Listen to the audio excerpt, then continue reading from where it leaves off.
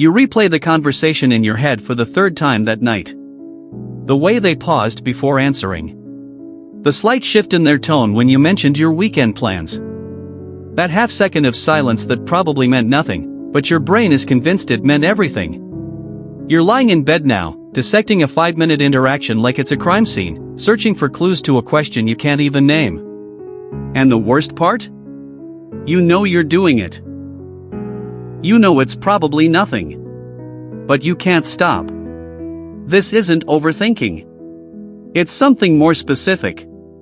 It's the way your mind turns ordinary moments into emotional puzzles that demand solving.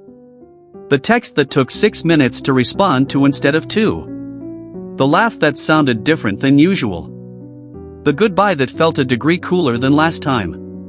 You notice things other people miss entirely, and then you live inside those details long after everyone else has moved on.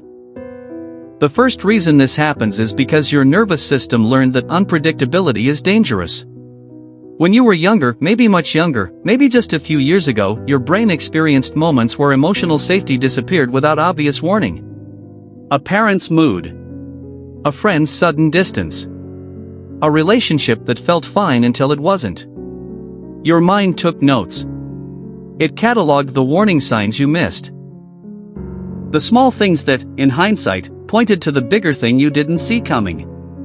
And here's what your brain does with that information: it builds a prediction system. It starts tracking micro-changes in behavior the way a weather station tracks atmospheric pressure. Not because you're paranoid, but because your system genuinely believes that catching the small shift early will protect you from the big collapse later. You're not overanalyzing. You're trying to stay ahead of emotional pain. This is why you analyze whether someone's response felt off. Because deep down, you're asking a different question: am I still safe here? Do they still want me? Did I do something wrong? The conversation isn't just a conversation, it's a test your nervous system is running in the background, scanning for signs of withdrawal or rejection. You're not needy. You're not insecure in some fundamental way. You're responding to early programming that told you, pay attention or you'll lose them. And even now, even in relationships that are stable and secure, that old program runs. It doesn't care that you're an adult now. It's still a child's brain trying to make sure it doesn't get left behind. But here's the part nobody tells you. This same sensitivity that exhausts you? It also makes you incredibly perceptive. You notice when someone's struggling before they say a word. You catch the shift in energy when a room goes tense. You read people in a way that feels almost psychic, and that's not a flaw, it's a skill. The issue isn't the noticing. It's what happens after. It's the spiral. The endless internal debate about what it means and whether you should say something or stay quiet or apologize or pretend you didn't notice at all. The third reason you do this is because your brain craves certainty in a world that refuses to give it. Human interaction is ambiguous by nature. People are inconsistent. They say one thing and mean another. They're distracted, or tired, or dealing with things that have nothing to do with you. But your mind hates ambiguity. Because you're always scanning. Always alert. Always waiting for the other shoe to drop. Your brain thinks it's helping, but what it's really doing is convincing you that every interaction is a potential danger zone. You're living like someone walking through a dark forest, listening for sounds that might mean something's coming. Except you're not in a forest. You're just having a normal conversation with a friend. The fourth reason this happens is identity.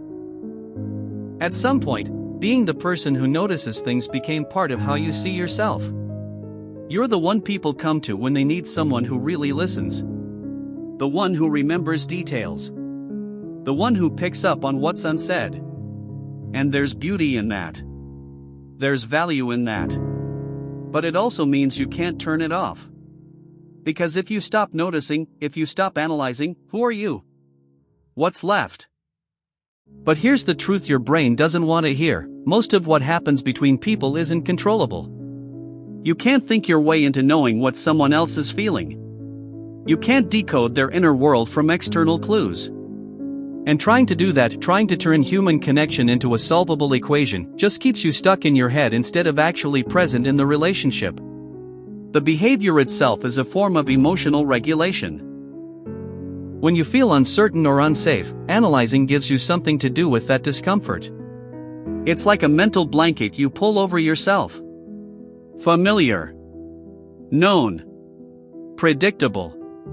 Even if it doesn't actually make you feel better, it feels better than doing nothing. It feels better than sitting with the uncertainty and just letting it be. And maybe that's the real work. Not stopping the analyzing. Not forcing yourself to ignore what you notice. But learning to sit with the not knowing. Learning that you can notice something and not need to solve it. That you can feel uncertain and survive it. That relationships don't require constant monitoring to stay intact. You're not doing this because you're broken. You're doing this because you're human, and your brain is trying to keep you safe in the only way it knows how. It learned that attention equals protection. That vigilance prevents pain. That if you just stay alert enough, you won't be caught off guard again. But you're safe now. Even when your brain doesn't believe it. Even when the old patterns run automatically. You're allowed to let some things just be what they are, small, ordinary, meaningless. You're allowed to trust that the people who matter will tell you if something's wrong. You're allowed to exist in relationships without needing to earn your place every single day. This part of you isn't going away. And maybe it doesn't need to. Maybe it just needs to know that it's okay to rest sometimes. That not every silence is a warning. That not every shift in tone is a message.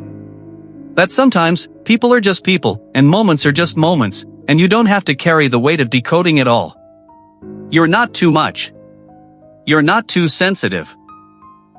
You're exactly what you needed to be to survive what you survived. And now you get to decide when to use that sensitivity and when to let it rest. That's not fixing yourself. That's just learning to be gentle with the part of you that's been working so hard to keep you safe.